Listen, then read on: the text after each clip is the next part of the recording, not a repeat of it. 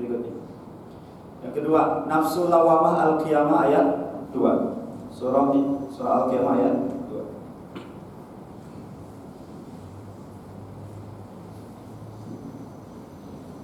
Nafsu lawamah ini adalah nafsu yang sudah mengenal kebaikan, namun ada celah. Jadi nafsu lawamah itu nafsu yang masih belum stabil. Kalau istilah Ustaz Arifin itu, dia tahu ini salah, tapi keimanannya tidak cukup untuk menahan itu, sehingga ada istilah namanya bermaksiat dalam kesadaran. Dia tahu itu salah, tapi saya nggak kuat ya Allah. Ya saya tahu sih salah, ini dosa, tapi nggak kuat gitu. Atau hari ini berbuat baik, jadi kalau dia lagi baik tuh, baik banget. Jam 11 sudah datang ke sini. Jam 11 baca Quran, sholat duha gitu ya, sholat hajat segala macam lah pokoknya. Itu kalau lagi baik, giliran nggak baik nggak datang sekali. Lagi baik, tiba-tiba terjatuh, menyesal, nangis, besoknya terjatuh lagi, begitulah kurang lebih. Jatuh bangun, kebanyakan jatuhnya daripada bangunnya. Istilah yang sering kita dengar adalah STMJ. Masih ingat istilah STMJ? Sholat terus, maksiat jangan. Oh, jadi doa STMJ itu sholat terus, maksiat jangan. Ya, kurang lebih begitulah. Jadi Islamnya Islam serba iya. Jadi Islam itu ada 3. Ada Islam serba tidak. Tidak ghibah, tidak namimah, tidak adu domba, tidak musyrik, tidak apa lagi. Pokoknya yang buruk-buruk tidak. Tapi juga tidak salat, tidak zakat, tidak haji, tidak sedekah, tidak ke masjid. Ada Islam serba iya. Ya sholat, ya zakat, ya sedekah, berbuat baik, menolong. Tapi juga ya ghibah, ya dugem, ya ajab-ajab, ya ngomongin orang. Islam serba iya. Nah, Islam serba iya tuh nafsunya lawamah lah, masih ya kanan ke kiri, kanan ke kanan gitu. Ada Islam yang ketiga, Islam yang kafah. Mudah-mudahan kita semua dipilih Allah untuk masuk ke level itu, insyaallah. Lanjut. Yang ketiga, nafsu al-mutmainnah, nafsu yang cenderung pada kebaikan, pengennya kebaik, tenang dan bahagia dalam ketaatan. Karena ada orang yang taat tapi juga belum bisa menikmati ketaatannya gitu. Belum menikmati ketaatannya. Saya punya teman, alhamdulillah, mudah-mudahan beliau segera diberikan kekuatan untuk bertaubat. Alhamdulillah, rumahnya dekat kuburan. Tapi kadang maghrib itu pernah saya lihat lewat, masya Allah, lagi mohon maaf Pak, lagi main bulu-buluan, main gaple, main bulu-buluan kan gitu ya, kalau gaple mati lu kecil sampai judi, alhamdulillah.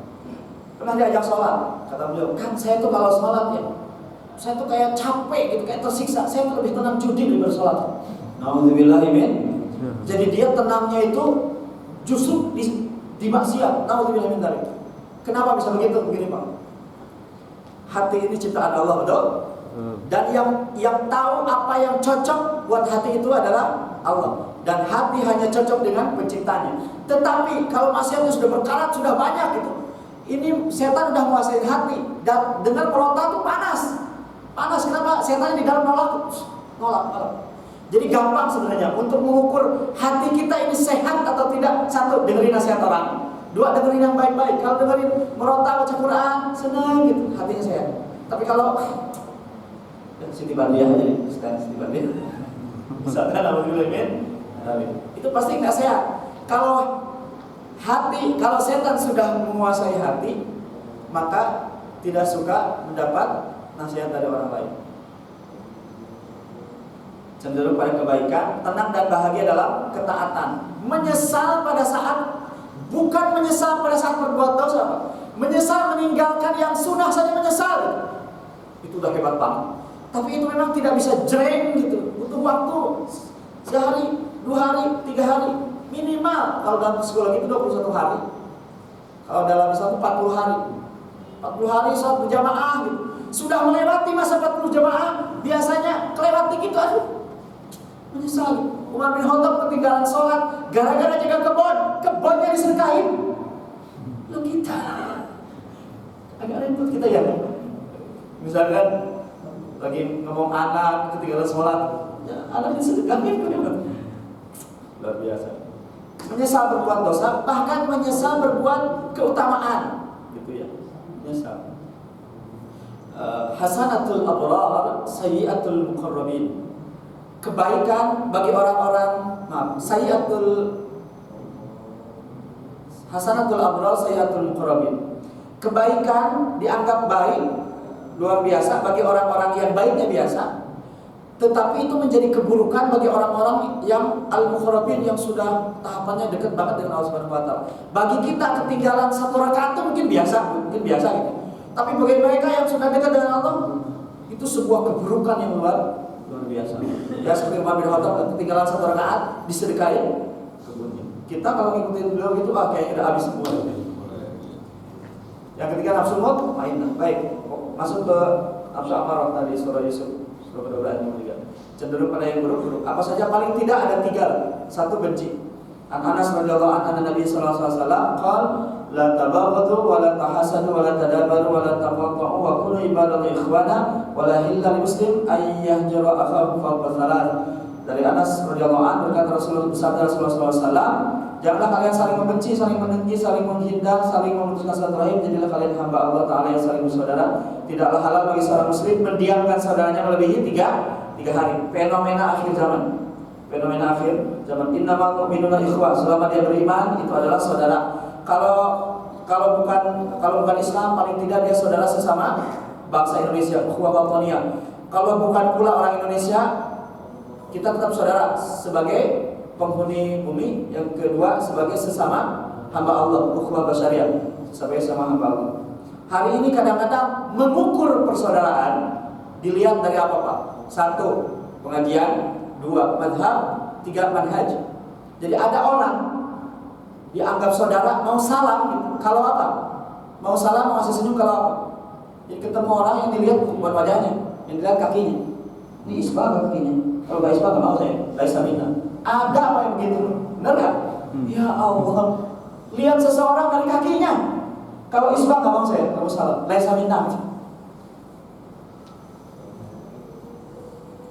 Benci. Kenapa kita benci? Karena ada sesuatu yang tidak kita suka.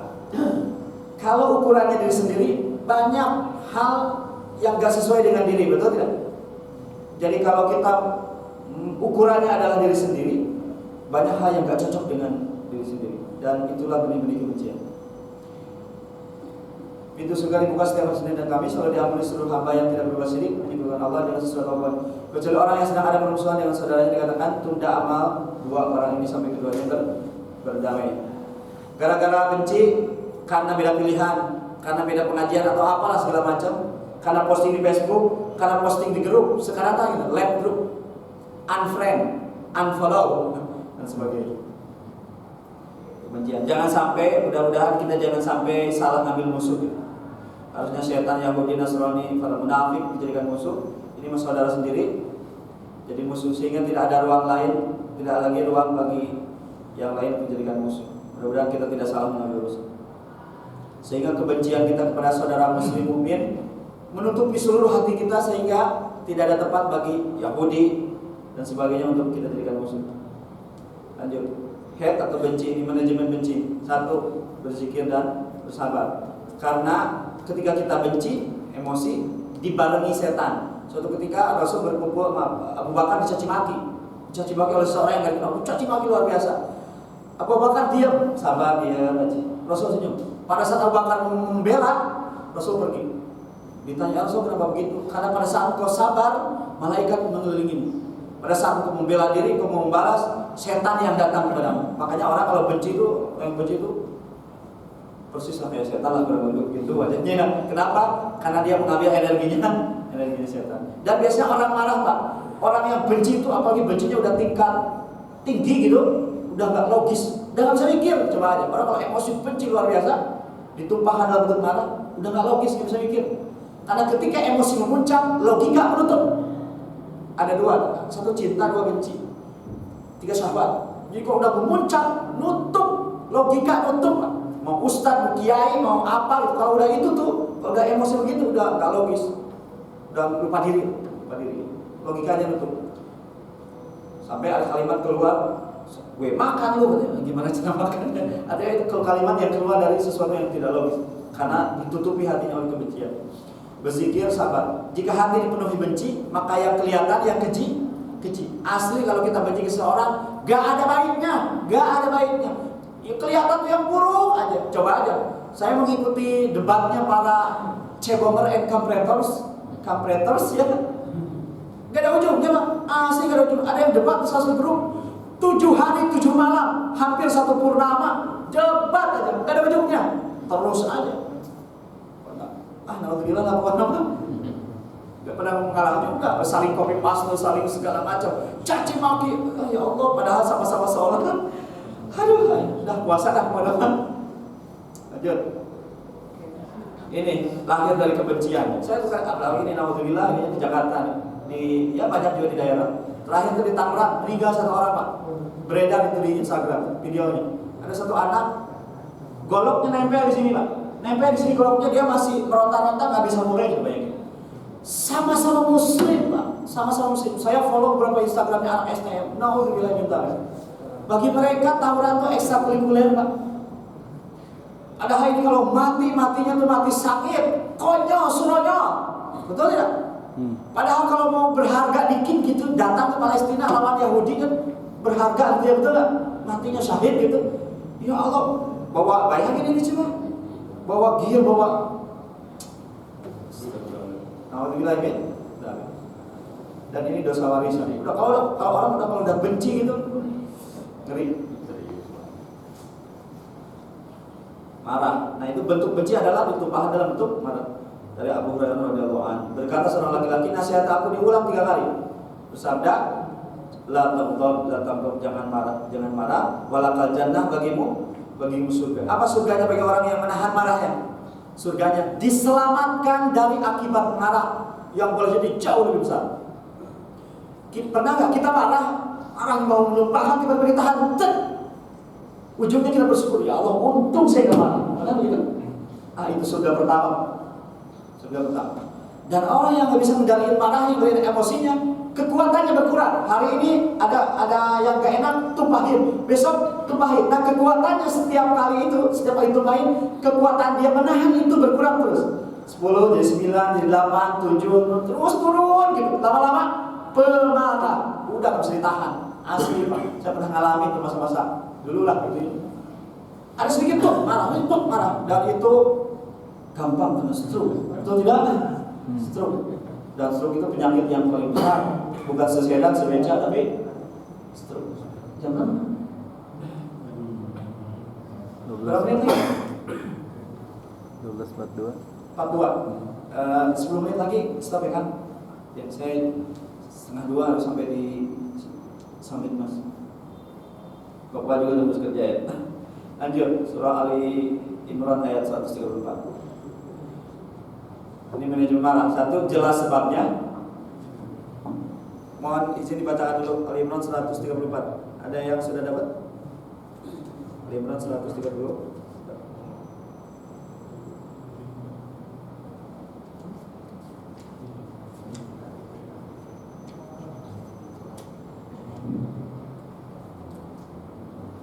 A'udzubillahiminasyaitonirrajim. Bismillahirrahmanirrahim. Menahan hawa nafsu itu termasuk ciri orang bertakwa. Alladzina yunfiquna fis sarra'i wad dharra'i wal kadhibina al-ghaidh menahan amarah wal kadhibina al-ghaidh menahan amarah. Terkait marah, manajemennya 1 harus jelas sebabnya. Jadi kita marah tuh ada visi gitu. Marah itu harus ada visinya. Andai niat kita, andai pesan yang ingin kita sampaikan tanpa harus melewati marah, kenapa mesti marah? Katanya gitu. Maka yang pertama adalah kalau kita marah mesti jelas sebabnya. Ada orang yang marah nggak jelas sebabnya, tiba-tiba marah aja. Ada yang begitu. Pernah lihat orang, saya tuh pengen itu marah-marah aja. Ada yang begitu. Pokoknya lihat kucing dikit tendang gitu, lihat karyawan telat dimarahin gitu, lihat pokoknya tiba-tiba marah aja. Itu apa sebabnya? Dosa, sebabnya dosa. Yang kedua, proporsional. Caranya proporsional.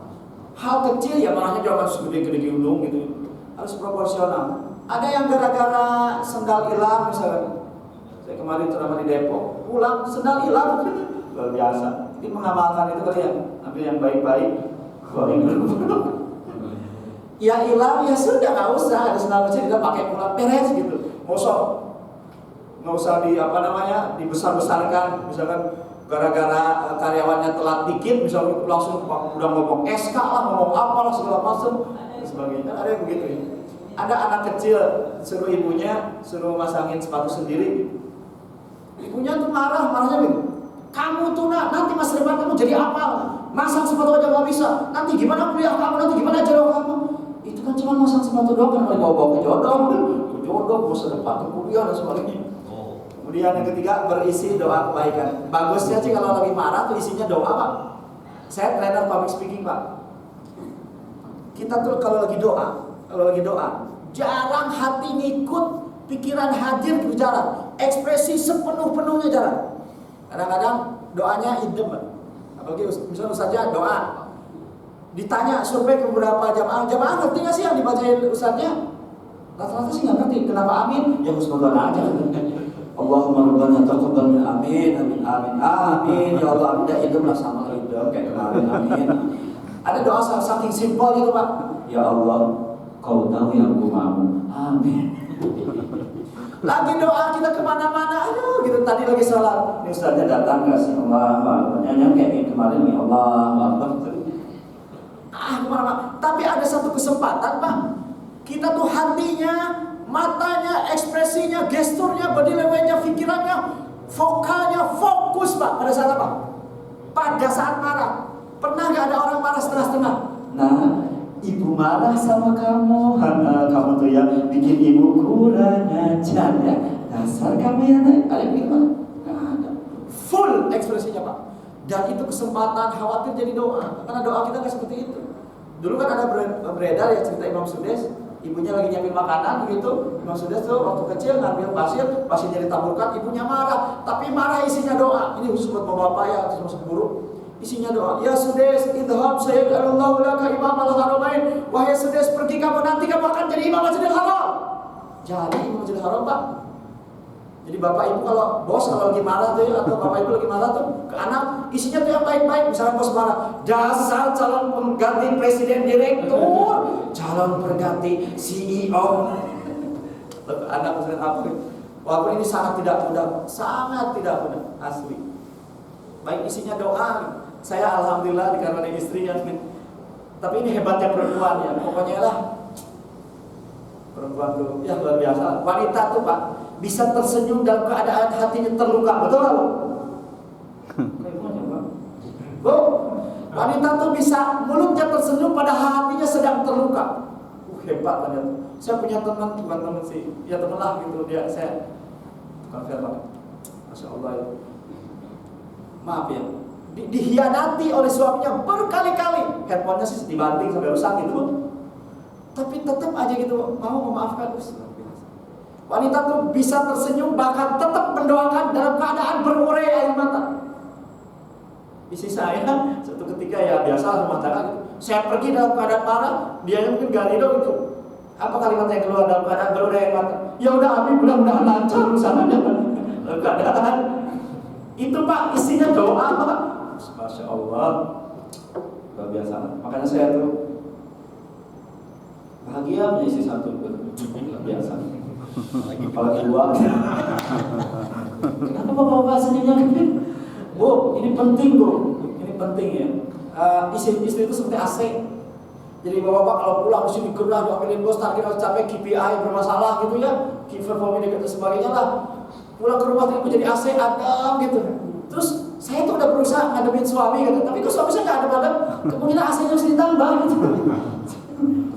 Canda Bu, kalau dianggap serius nggak apa-apa.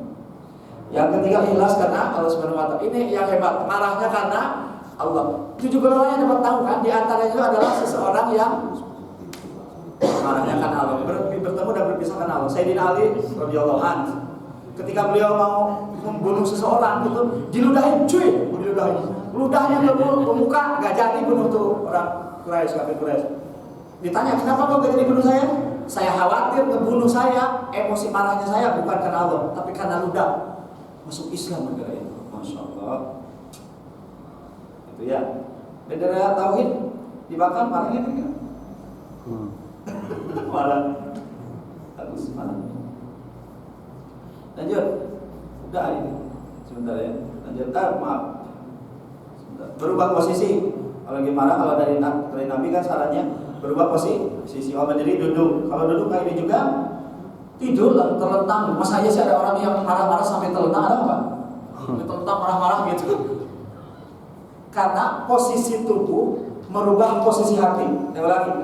Posisi fisik merubah posisi yang ada di dalam. Jadi orang kalau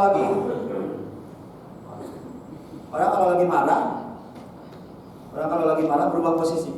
Yang kedua, kenapa kalau berubah posisi mengurangi emosi? Karena ada jeda.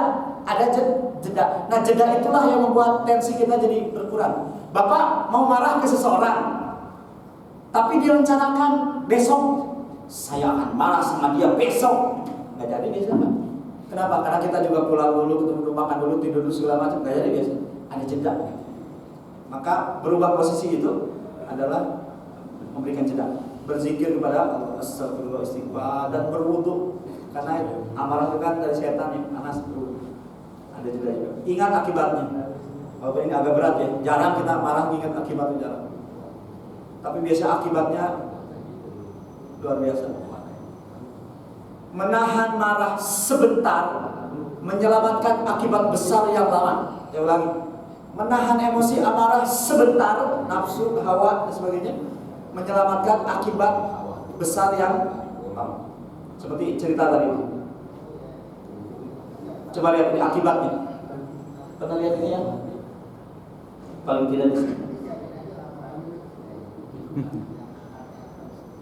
Pergi kerja, dipukulin, dibanting, dan selesai. Akibatnya jauh lebih besar. Jadi hancur dan sebagainya. Saya pernah nelfon seseorang, tiba-tiba hang. Ini ya nggak bisa diangkat, Pak. Kan bisa diangkat itu langsung kembali lah biar nggak pakai orang lain. Nggak bisa diangkat, zaman awal-awal ada yang nggak bisa dipijit gitu. Padahal yang nelfon itu seseorang yang spesial lah dalam hidup saya. Ini apa yang saya lakukan, Pak? Saya banting. Artinya setelah itu hancur handphonenya, cicilannya belum lunas, ngomong sama dia nggak jadi, betul tidak? Akibatnya Pak, masya Allah. Nah, sering tidak seimbang, benar nggak? Sering tidak seimbang dengan akibatnya. Ketika syahwat, itu juga nafsu syahwat.